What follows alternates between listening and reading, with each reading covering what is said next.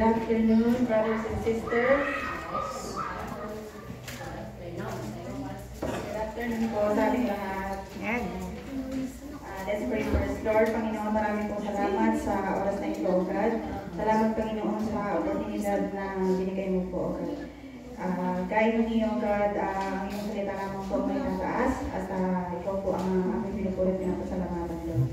Sa lahat po ng aming gagawin, O God. In Jesus' name we pray. Amen. Amen. So, let's open po our Bible sa Matthew 18, chapter 18, verse 21 and 22. Marahil po yung iba alam na po kung about po saan yung title ng aking word of encouragement po. Okay, sabi po dito sa Matthew 18, verse 21 to 22. Then Peter came to Jesus and asked, Lord, how many times shall I forgive my brothers or sisters who sins against me? Up to 7 times? Verse 22. Jesus answered, I tell you, not 7 times, but 77 times. Amen. Okay, so topic ko po is forgiveness is possible. Amen? Amen. So, alam niyo po na pag itong topic na po is very sensitive po na subject. At alam po natin na marami sa atin dito yung mga nag-struggle pa rin about forgiveness. Amen? Pero kung iisipin po natin, di ba sa science nga po, alam po natin yung benefits ng forgiveness. Di ba? Sa ating buhay po. Like, nagbibigay po ito ng magandang sa ating mental health, sa ating pong kalusugan. Like, syempre po hindi tayo ma-high blood. Di ba? Kasi po pag nagagalit tayo, tumataas ang ating temper, ayan, tayo nagkakasakit. Yung self-esteem natin tumataas at syempre nawawalan tayo ng stress. Amen? Amen. Pero lalo na po sa ating mga Christian, alam po natin yung na-struggle talaga yun sa atin na mag-forgive. Lalo na pag yung may nakasakit sa atin, syempre yung mga past natin, diba sabihin po natin, madali lang sabihin yun pero mahirap namang gawin. Di po ba? Pero, we ought to forgive one another. Amen? Amen. It means this is a must. Because God commanded it to forgive Amen. yung mga nakasakit po sa atin. Amen? Amen. Pero ang tanong kasi, paano ba tayo mag-forgive? Ang pinatawag ko na, huwag lang kami magkasalubong. Amen? Parang, opo kasi yun, di ba? Ganun lang sabihin, ay, pinatawag na kita, pero kung nakasalubong, parang may social distancing pa rin eh. Halata, ano pa rin po eh, di ba? May grudge pa din sa natin, sa puso natin. That's why Peter asked, di ba? Pag nagpatawad ba tayo, how many times? 7 times? 77. Yes. Sabi ni Peter po yun kay Jesus, di ba? Nagtanong siya. Sabi naman ni Lord, di po ba, na no, I tell you, not 7 times, because but 77 times. Eh, dapat po ba lagyan natin ang bilang? Siyempre po hindi, di ba? No. Kasi, 7, so parang 77 times, 70 times 7.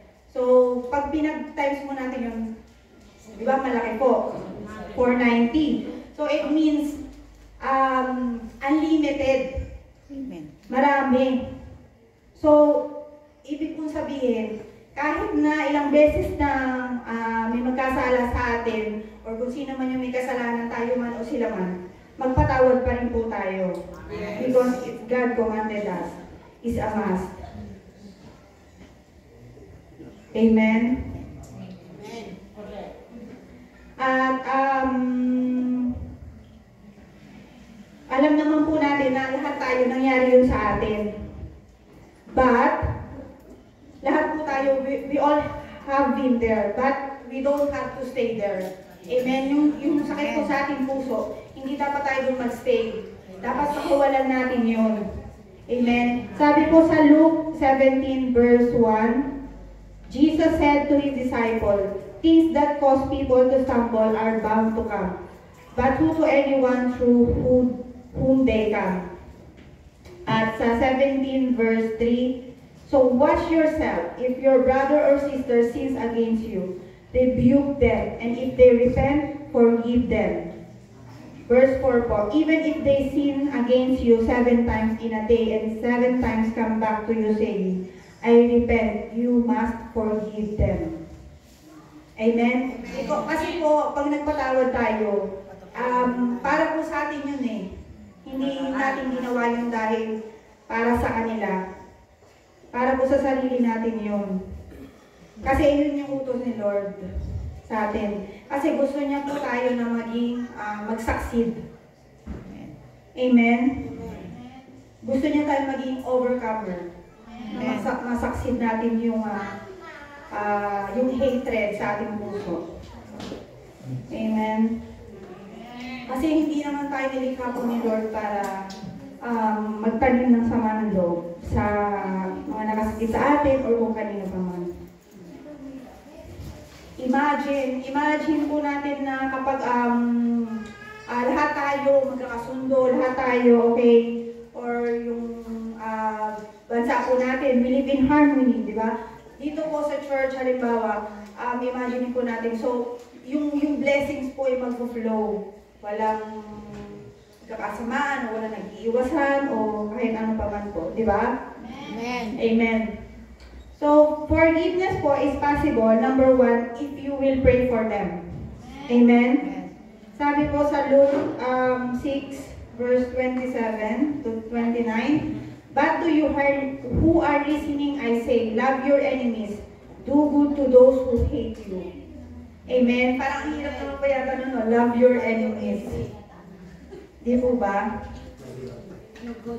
Pero si Jesus po, di ba, nung ano po siya, bago po siya mag-crucify, di po ba yung mga tao na nanakit po sa kanya, di ba, pinanalangin niya po yun at sinabi niya na, "Lord, forgive them because they don't know what they are doing." Di po ba? Amen. Sabi rin po sa Luke 6:28, "Bless those who curse you, praise for those who mistreat you." At sa 29 po, "If someone slaps you on one cheek, turn to them the other also. If someone takes your coat, do not withhold your shirt from them." Amen? Yun po, nasa scripture na po mismo na dapat kahit ano po yung gawin nila, gantihan pa rin po natin ang kabutihan. Yes. Huwag po tayong magtanim ng galit sa ating puso. Amen? Ganyan din po sabi sa Colossians 3:13, "Bear with each other and forgive one another. If any of you has a grievance against someone, forgive as the Lord forgave you." Amen? Lagi po natin isipin yung ginawa ni Lord para sa atin. Si Lord nga po, di ba? Pinatawad niya tayo. Sa lahat ng ginawa natin, erase yun. Erase. Lahat ng mga ginawa po natin o tinanggap natin siya. Amen. Di ba yung sa prayer po na magpatawad tayo gaya ng pagpapatawad na ni Lord sa atin. Di po ba? Kasi ano na nga po yung prayer na yun, parang gas-gas na kasi lagi na po natin yung naririnig. Pero yung iba po parang ano na hindi na po alam yung meaning na yun, kung ano po yung ibig sabihin nun. Pero dapat isa puso po natin yun. Isipin natin yung ginawa ni Lord para sa atin. Amen? Kasi po, parang ang hirap kasi sabi na, ay, pag-pray mo, pero siguro po yung iba baka pinag-pray.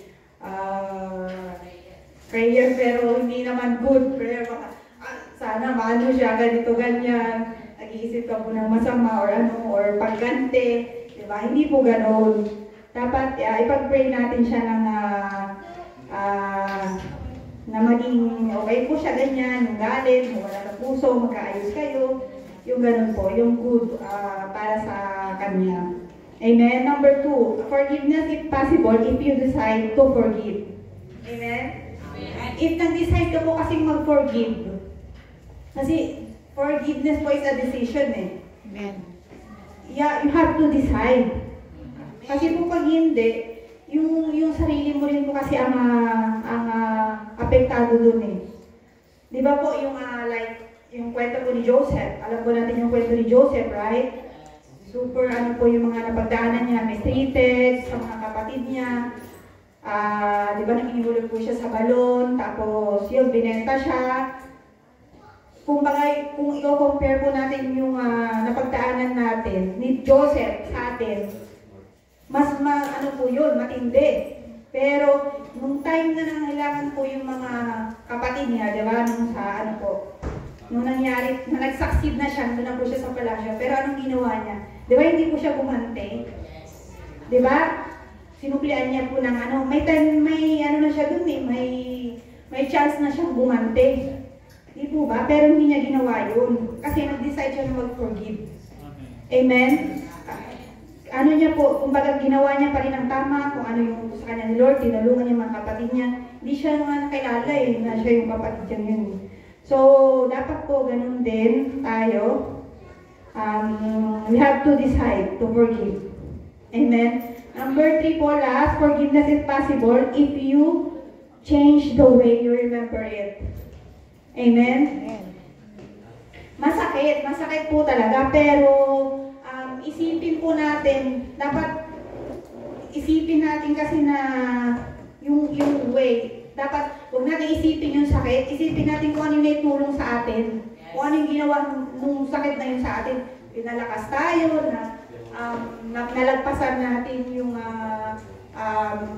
yung struggle po yun, diba? Kasi pinili po natin na mag-forgive eh. So yun po yung isipin natin kung ano yung mabuting na itulong nun sa atin, hindi yung sakit. Normal lang po yun, like months siguro po or year, but pag halimbawa po nakalagpas na, like 2 years, 3 years, parang hindi na po normal yun na ano pa natin, mag-iwasan, di po ba? Kasi yung sarili rin natin ang maapektuhan nun eh. Kaya sabi po sa Ephesians 4, verse 31 to 32, get rid of all bitterness, rage and anger, brawling and slander, along with every form of malice. Be kind and compassionate to one another, forgiving each other, just in Christ God forgave you. Amen? Amen. So, yun po. Kung ano po yung sakit na nasa ating puso, let it go. Amen? Hindi ko alam sa atin dito kung sino, pero lahat po, pinagdaanan natin yan, o pinagdadaanan natin ngayon, o napagdaanan na po natin. Pero forgiveness is freedom. Amen? Freedom po yung para sa atin. Amen. Amen?